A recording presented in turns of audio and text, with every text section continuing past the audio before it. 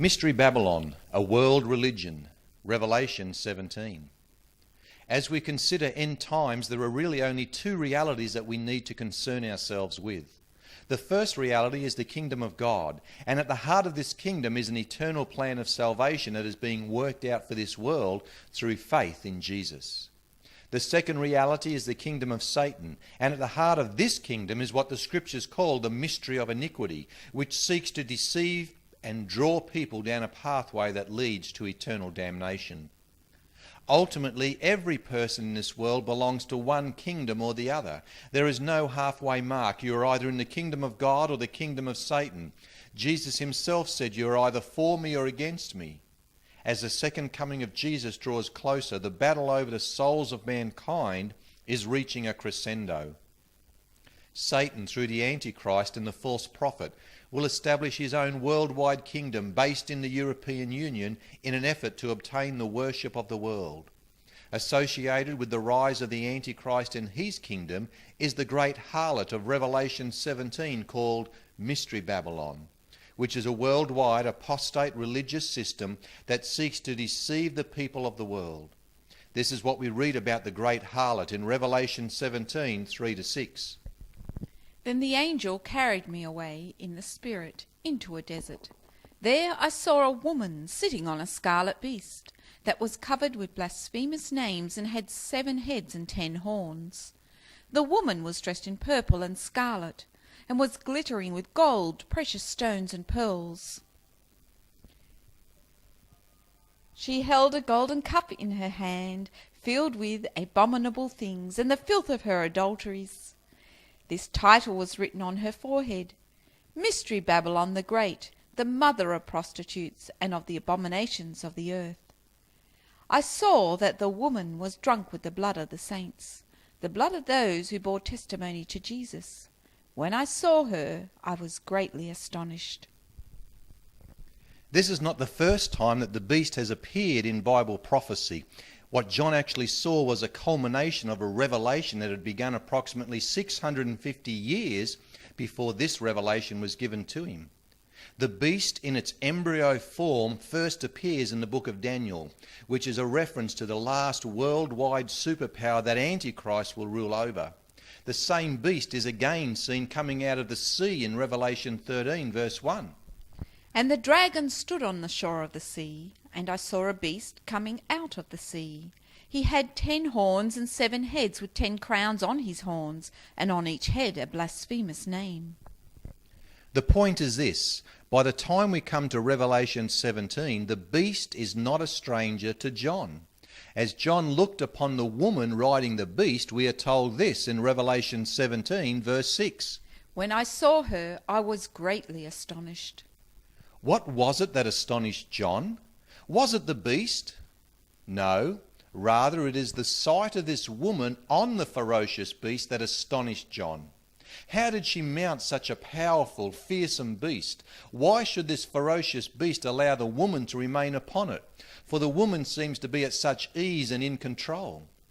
We need to understand that this woman plays a key role in the coming final global superpower and is intricately connected to the reign of Antichrist and events leading up to the glorious second coming of Jesus.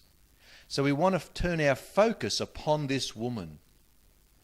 When you think of that illustration of the woman riding the beast, I want you to associate the woman with a worldwide apostate religion and the beast as the final global superpower. The beast and the woman will coexist for a period of time. In fact, the initial unifying and controlling factor of Antichrist's global kingdom will be religion, the woman riding the beast. We need to realize that the spirit behind this woman, the spirit that energizes this woman, is nothing new. Let me explain what I mean. After Jerusalem, the most mentioned city in the Bible is Babylon. Jerusalem is mentioned approximately 700 times, while Babylon is mentioned around 260 times. These two cities, Jerusalem and Babylon, are the two most influential realities in both the history and future of mankind. Jerusalem is the city of the great king, the city where God chose to place his name. Jerusalem, the city of peace, will ultimately be the place from which Messiah reigns, and peace and righteousness will flood this earth.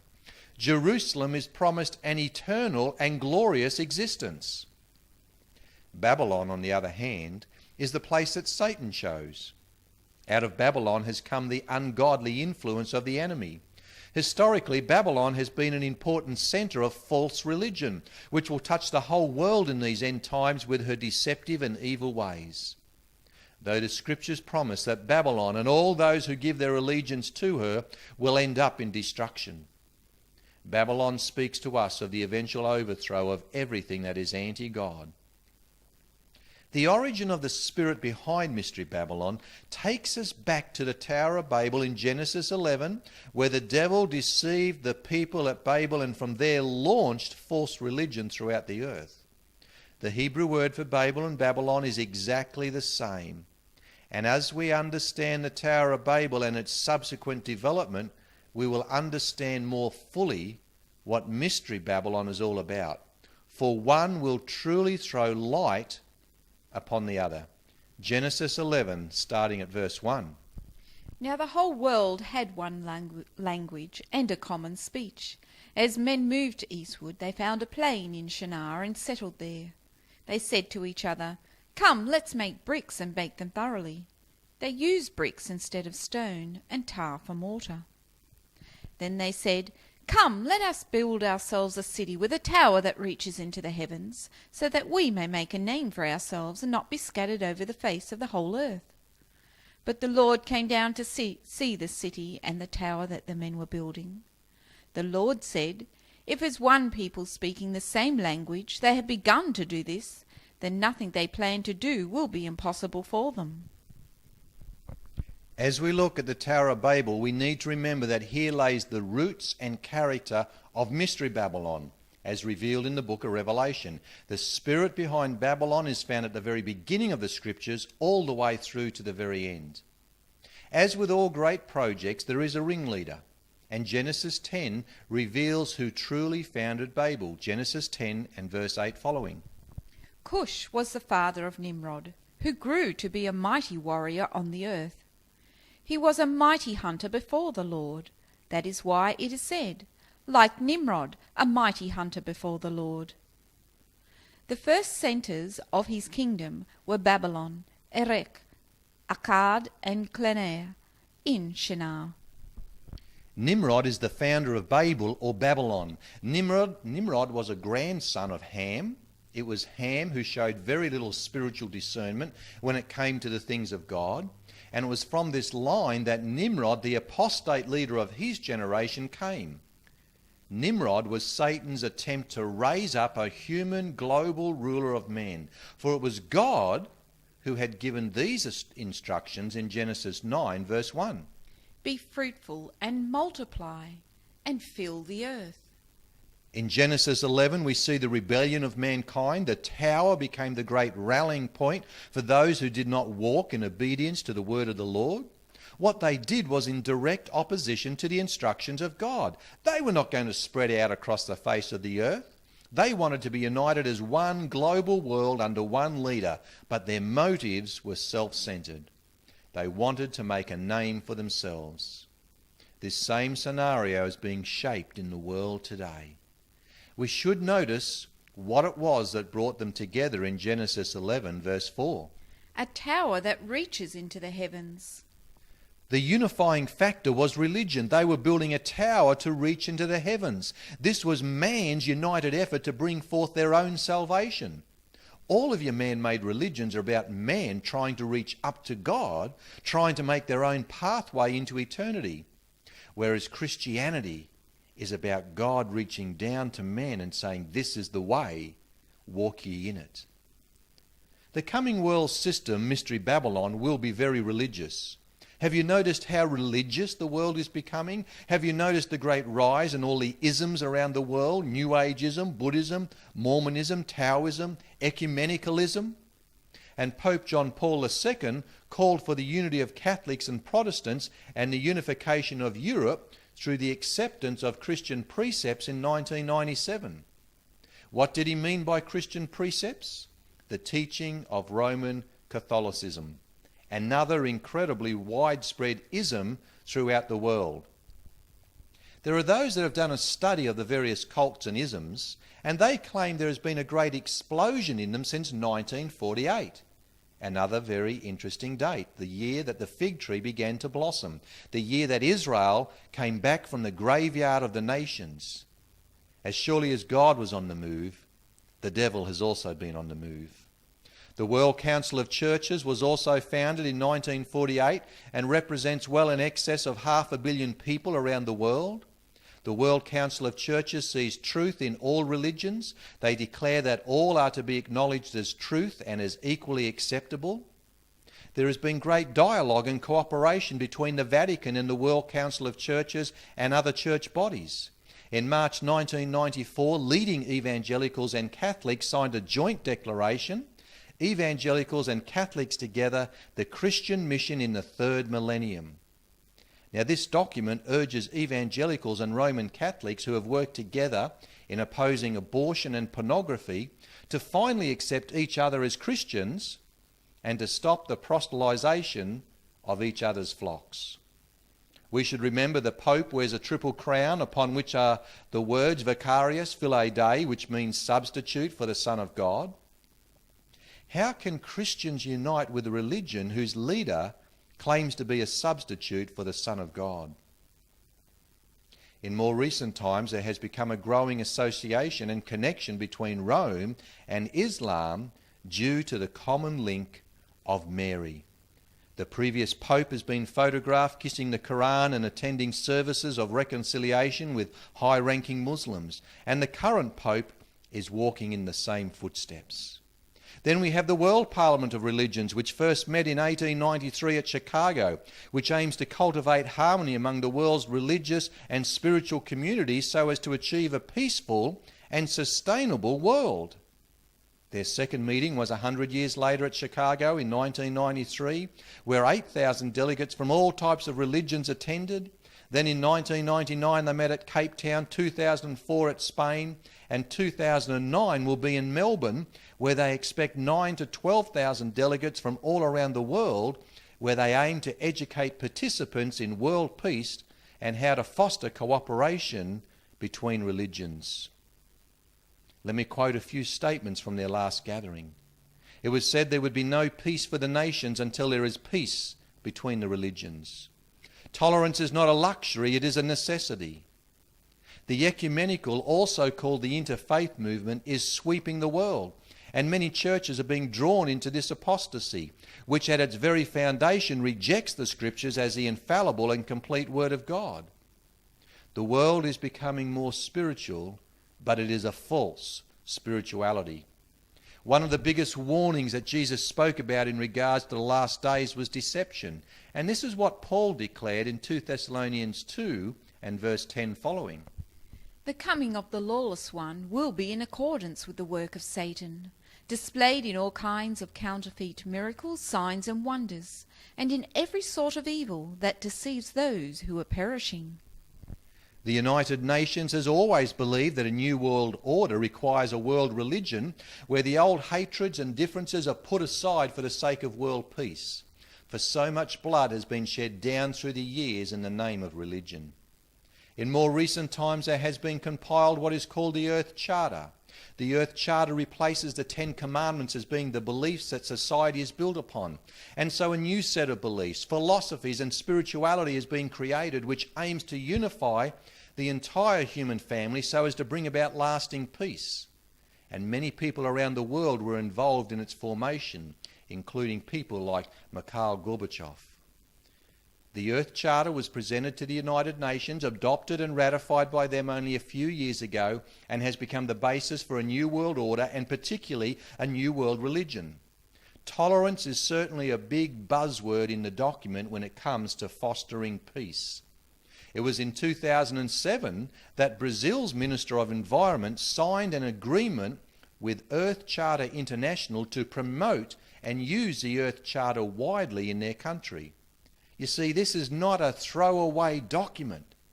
They now have a website called the Earth Charter in Action. The Earth Charter travels the world in its own ark, the Ark of Hope. The Ark of Hope is built on similar dimensions to the Ark of the Covenant from the Old Testament. And when it's not travelling the world, the Ark of Hope is exhibited at the Interfaith Centre in New York. The 5 painted panels of the Ark celebrate the 4 elements of air, earth, fire and water, while the top panel celebrates spirit, or the magical symbols of the world's earth-centred religions. The Ark of Hope is an imitation that mocks God's truth and honours the world's spiritual alternatives, reinventing one of the Old Testament's most sacred treasures, the Ark of the Covenant, and presenting it to the world as a pagan icon is a further reflection of the false spirituality that is spreading across the world. The final world system will be very religious, and Mystery Babylon will influence both the politics and economics of this world. It has been declared many times that there can be no peace amongst the nations until there is peace amongst the religions. As Mystery Babylon continues to take shape, we can expect to see a greater pressure on fundamental Christians, that is, Christians who believe the Bible, to conform to this ecumenical movement of all religions for the sake of world peace. After the last World Parliament of Religions meeting, Kofi Annan said, the problem is not the Bible, the Torah, the Quran, or any other religious writing, but the problem is the faithful. In other words, fundamental Christians will be seen as the enemy of world peace because we are not willing to compromise the truth. It is no wonder that Paul gave this admonition to Timothy in 1 Timothy 1:18 and 19. Timothy, my son, I give you this instruction in keeping with the prophecies once made about you, so that by following them you might fight the good fight, holding on to the faith and a good conscience. Some have rejected these and have shipwrecked their faith. This is what Mystery Babylon seeks to do: shipwreck faith in the one true God. Ultimately, the events surrounding the tower suffered the judgment of God. Genesis 11:8 and 9. So the Lord scattered them from there over all the earth, and they stopped building the city. That is why it was called Babel, because there the Lord confused the language of the whole world. From there the Lord scattered them over the face of the whole earth. The Tower of Babel eventually lay in ruins, but the spirit of Babylon lived on and would become evident in the Babylonian kingdom. Let me explain. According to the scriptures, Nimrod was the founder of Babylon, and then history tells us his wife was Semiramis I. According to historical research, she was the foundress of the Babylonian mysteries and the first high priestess of idolatry. Thus Babylon became the fountainhead or source of idolatry, and the mother of every heathen and pagan system in the world. Building on the promise of Genesis 3 about the woman's seed who was to come, Semiramis bore a son whom she claimed was miraculously conceived, and when she presented him to the people, he was hailed as the promised deliverer. His name was Tammuz, and he's mentioned in Ezekiel 8 verse 14, and he was claimed to be the reincarnation of Nimrod. Thus was introduced the mystery of the mother and the child, a form of idolatry that is older than any other known to man. It was Satan's effort to deceive mankind with an imitation so like the truth that they would not know the true seed of the woman when he came in the fullness of time. The devil has no original ideas, he just twists and distorts the truth. From Babylon, this mystery religion spread to all the surrounding nations. The image of the Queen of Heaven with the babe in her arms was seen everywhere throughout the world. In Phoenicia it became Astaroth and Tammuz. In Egypt it became Isis and Horus. In Greece it was Aphrodite and Eros. In Italy it became Venus and Cupid. In Assyria it was Ishtar and Tammuz. And this became the forerunner of the Roman Catholic cult, where Mary has been raised as the Queen of Heaven to equal importance for salvation as Jesus Christ. The mother and child bore many other names in other distant lands. Within 1,000 years, Babylonism, the worship of the mother and child, became the religion of the world for those who had rejected the truth. Now, Babylon as a city has long been but a memory. the judgment of Isaiah 13 and verse 19 following took place. Babylon, the jewel of the kingdoms, the glory of the Babylonians' pride, will be overthrown by God like Sodom and Gomorrah. She will never be inhabited or lived in through all generations. No Arab will pitch his tent there, no shepherd will rest his flock there. Her time is at hand, and her days will not be prolonged. Bible prophecy often has a near and future fulfillment. This past judgment upon Babylon certainly points forward to God's final judgment upon Mystery Babylon. The city of Babylon historically was destroyed, but the mysteries of Babylon and the spirit behind them did not die with the city. When the city and temples were destroyed, the high priest fled with a company of his companions and vessels and images to Pergamos, where the symbol of the serpent was set up as the emblem of hidden wisdom. From Babylon they crossed the sea and immigrated to Italy. There the ancient cult was propagated under the name of the Etruscan Mysteries, and eventually Rome became the headquarters of Babylonism. The chief priests wore mitres shaped like the head of a fish in honour to Dagon, the fish god, the Lord of Life, another form of the Tammuz mystery as developed among the Philistines. The chief priests, when established in Rome, took the title Pontifex Maximum, the highest religious authority of the state, and this title was held henceforth by all Roman emperors down to Constantine the Great, who was at one and the same time head of the church when he declared Rome to be a Christian empire and high priest of the heathen. Babylonian practices and teachings became so absorbed into the church that the truth of the scriptures on many points had been lost and heathen practices forced upon the church. Nearly all the elements of the Roman Catholic rituals, the mitre, doxology, the altar, the mass, were directly taken from earlier pagan religions. This is what Mystery Babylon is still seeking to do today, to integrate all religion into one so that the truth is completely obliterated.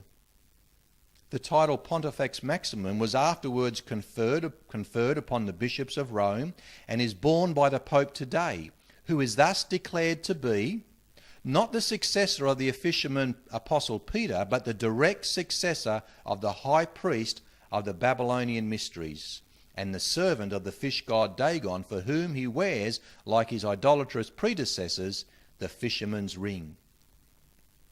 The spirit of Babel, nurtured in Babylon, is alive and well today, and is seeking to exert its greatest influence upon this world through Mystery Babylon, that global apostate religious system that is being shaped and formed in our day and age. With that history in mind, let us look at what else the book of Revelation says about the end-time reality of Mystery Babylon. We would like to highlight 7 brief points from Revelation 17 about Mystery Babylon. 1. She is global. Mystery Babylon sits on many waters and becomes worldwide in her influence. Revelation 17 verse 15. The angel said to me, "The waters you saw where the prostitute sits are peoples, multitudes, nations and languages." Mystery Babylon is a reference to a coming worldwide global religion, which is an absolute abomination to the Lord. The woman's role is vital, for the Antichrist knows there can be no global political system without a global religion that draws all faiths together in the name of peace. That is why the woman rides the beast. She is a woman that cannot be ignored. She is an integral part in the formation of the final global world system. Religion will be preeminent in the new world order, for Satan desires with great passion the worship of the world. Remember, it is a battle for the souls of mankind.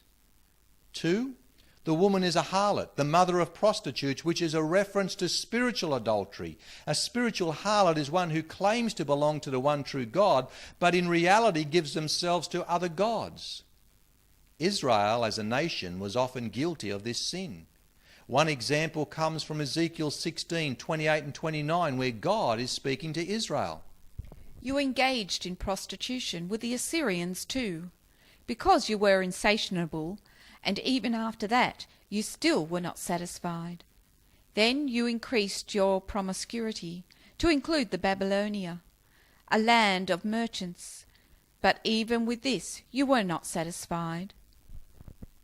This spiritual adultery associated with Mystery Babylon will touch the whole world with its deception.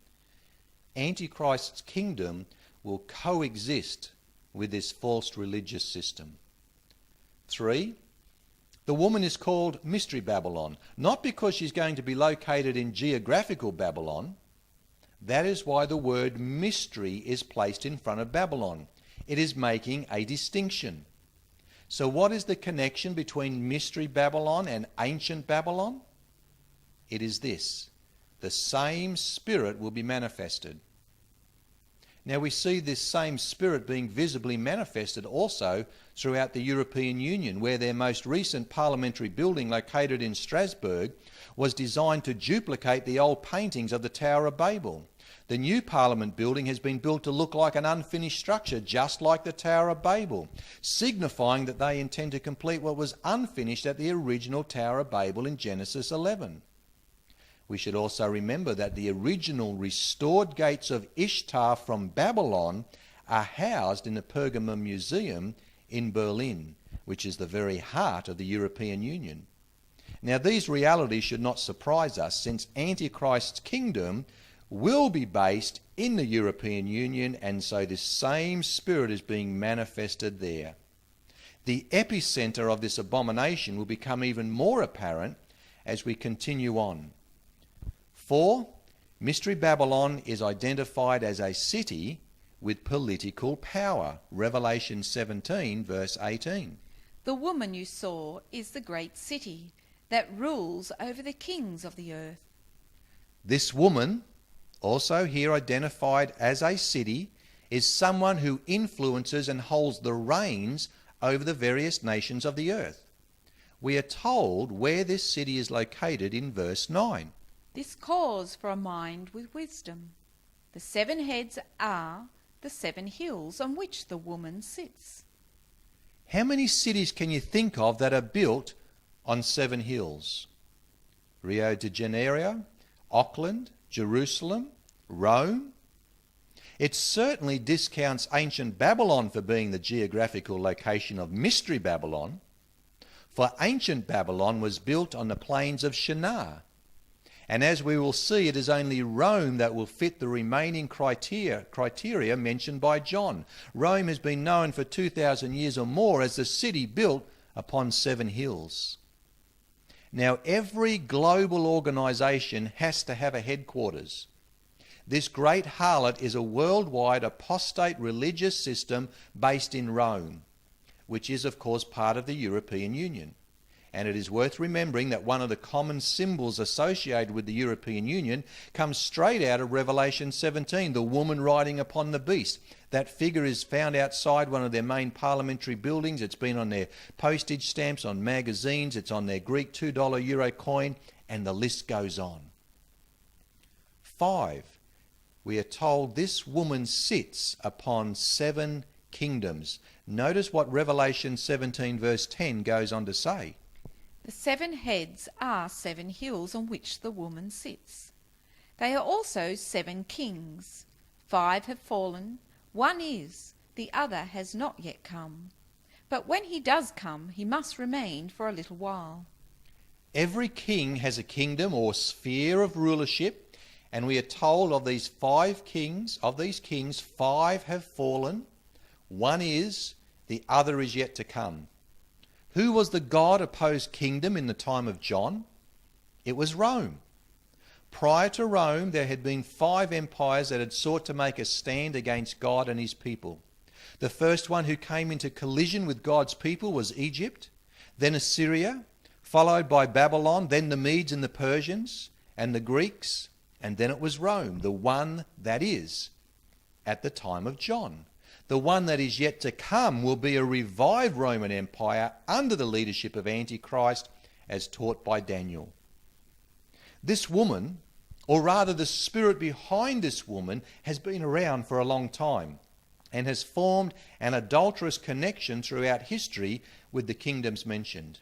the kingdoms that she sits upon. But she will be fully revealed in these last days as she openly displays her abomination before the whole world. John mentions some other characteristics that help to identify this great harlot. 6. Ill-gained wealth. She has gained great wealth, but it's from ill-gotten gain. Revelation 17, verse 5. The woman was dressed in purple and scarlet, and was glittering with gold, precious stones, and pearls. She held a golden cup in her hand, filled with abominable things and the filth of her adulteries. John saw her clothed in purple and scarlet, the colours of royalty, nobility, and wealth. Though the wealth was obtained in vile, she is the persecutor of the saints. Revelation 17, verse 6. I saw that the woman was drunk with the blood of the saints, the blood of those who bore testimony to Jesus.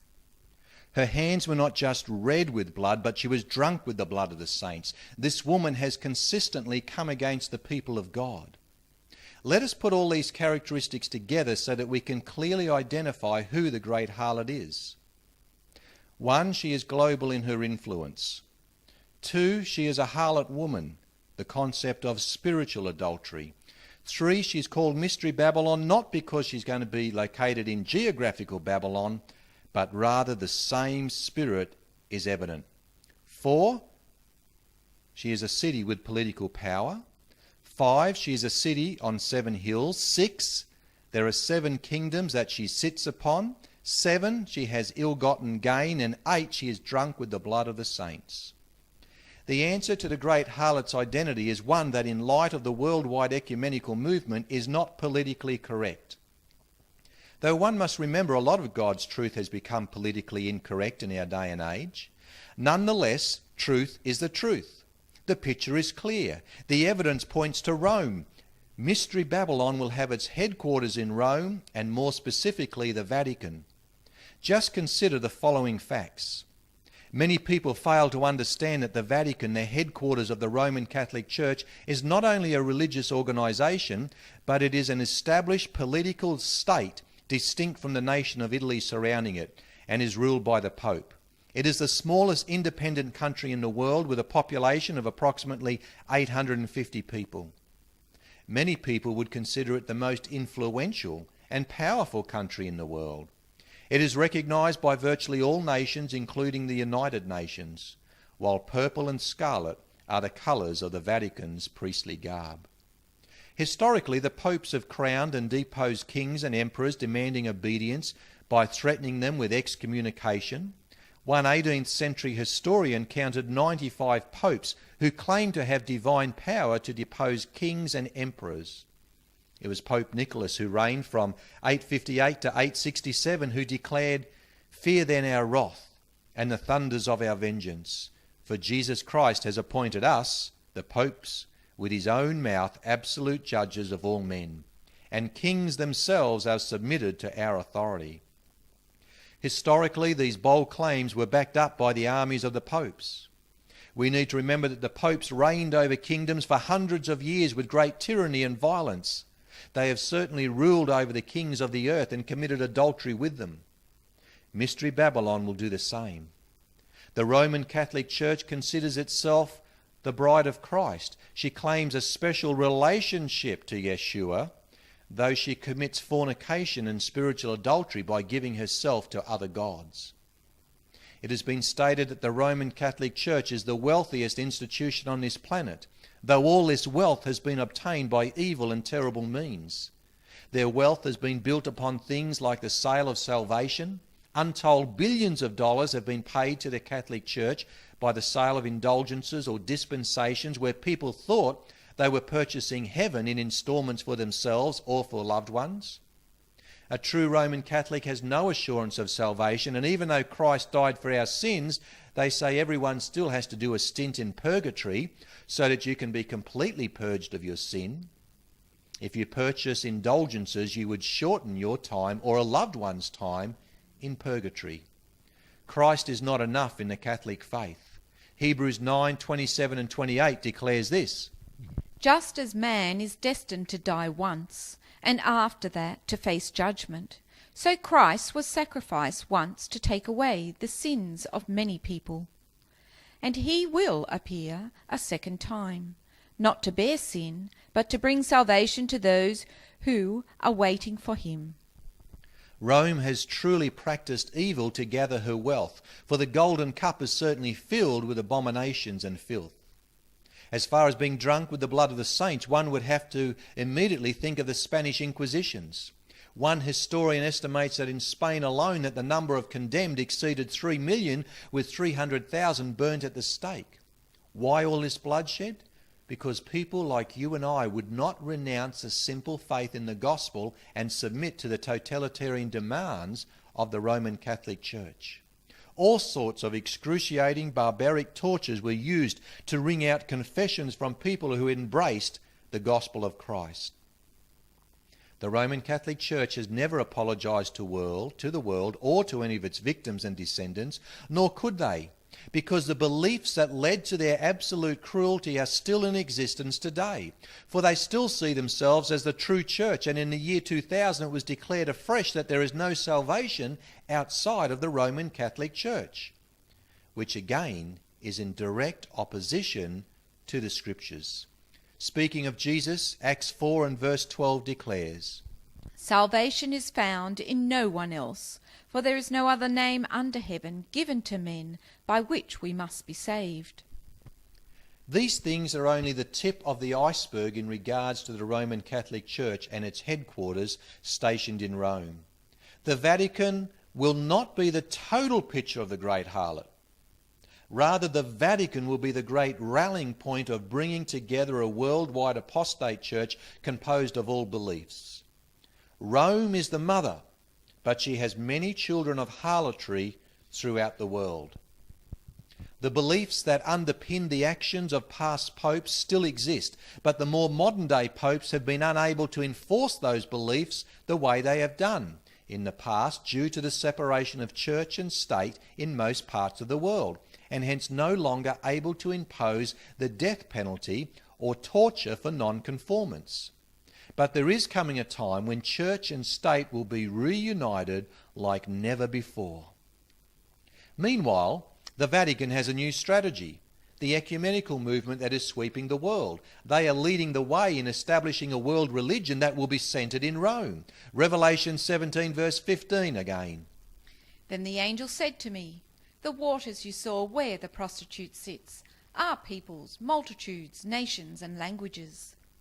The previous Pope, John Paul II, praised all religions and was the most ecumenical Pope there has ever been. In 1986, to large Hindu audiences in India, the Pope commended Hinduism as offering much to the spiritual vision of mankind.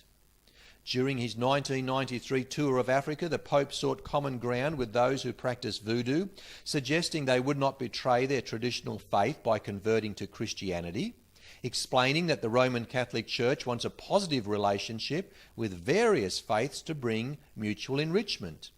In 1981, he was at Tokyo speaking to Shintoists and Buddhists and commended the wisdom that had been divinely imparted to them.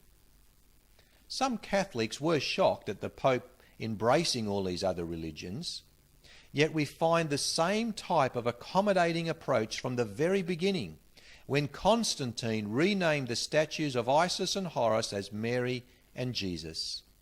Such integration is as old as Catholicism. In fact, the new Pope is walking in the footsteps of his predecessor. There is a saying that goes like this, that Haiti is 85% Catholic and 110% voodoo.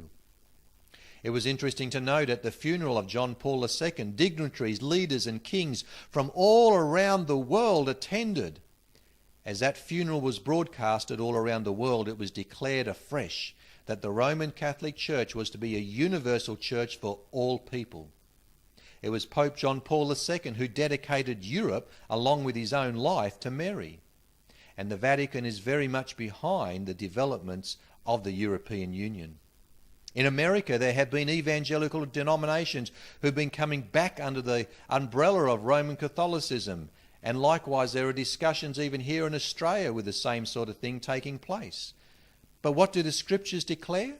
2 Corinthians 6 verse 14. Do not be yoked together with unbelievers. For what do righteousness and wickedness have in common?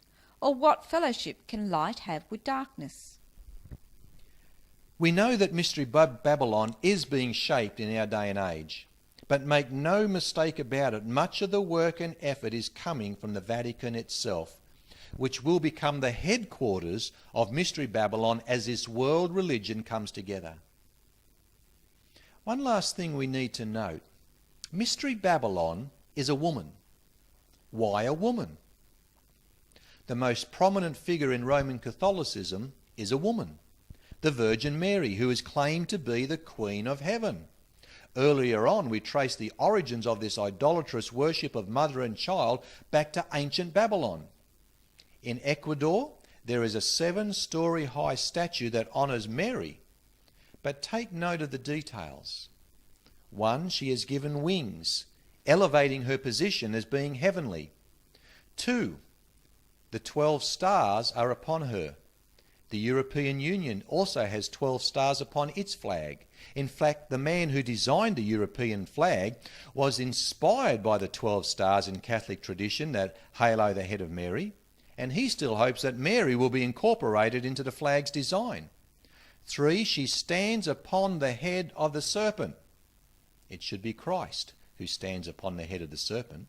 4, she stands upon the world globe, indicating that she is the one to lead this world into utopia. Such is the elevation and worship of Mary.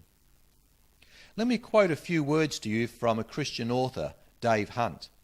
He says the ecumenical power of Mary is found in the fact that she provides a new deity to whom the followers of all religions can look.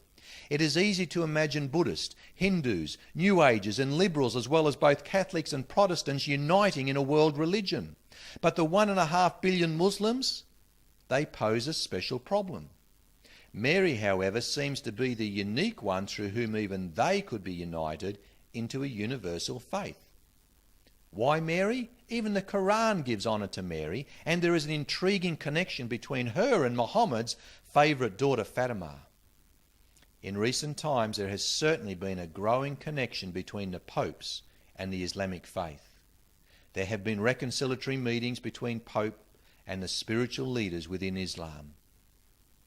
The Bible makes it very clear that the last world superpower will be based in a revived Roman Empire, or what we know as the European Union. It will be Satan's worldwide counterfeit to God's kingdom.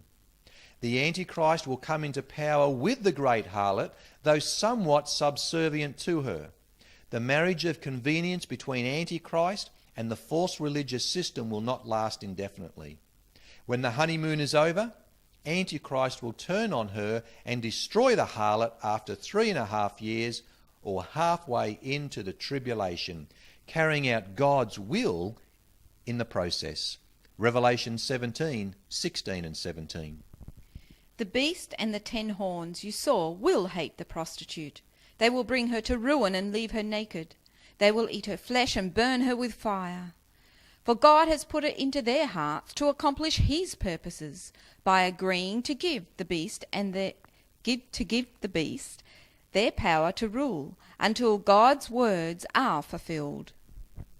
With the destruction of the great harlot, the Antichrist can rule unhindered for the second 3.5 years of the tribulation, and his satanic agenda will be clearly seen.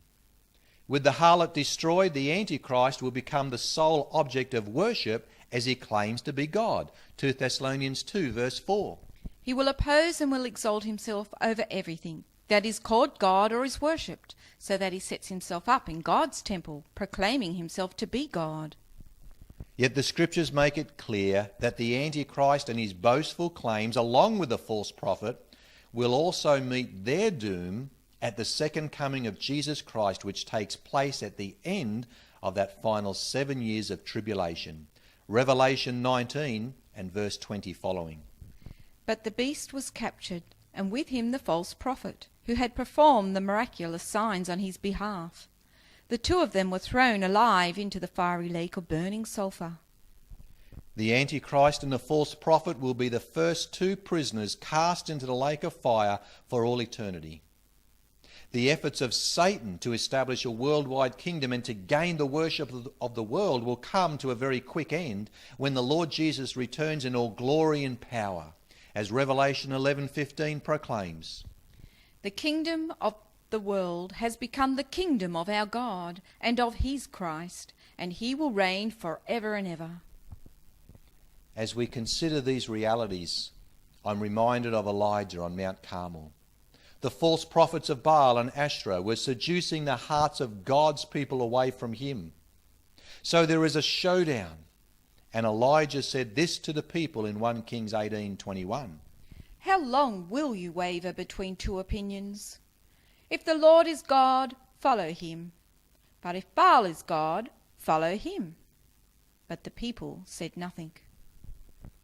Elijah said, "It is one or the other. There is no place for integration. Make up your mind. There is no place for compromise. The spirit of Babylon seeks to seduce your heart away from God. Its work is seen at the Tower of Babel, continued on through ancient Babylon, down through the Roman Church, and its ultimate seduction will be manifested through Mystery Babylon, which is being shaped and formed in our day and age. Whereas the Spirit of God seeks to create an undivided heart where we give our total allegiance to Jesus. The choice is ours, as Jesus said in Matthew 6:24. No one can serve two masters. Either he will hate the one and love the other, or he will be devoted to one and despise the other. You cannot serve both God and money. Are you wavering between two opinions? Make up your mind, for it is truly an issue of life or death. Maranatha, come, Lord Jesus.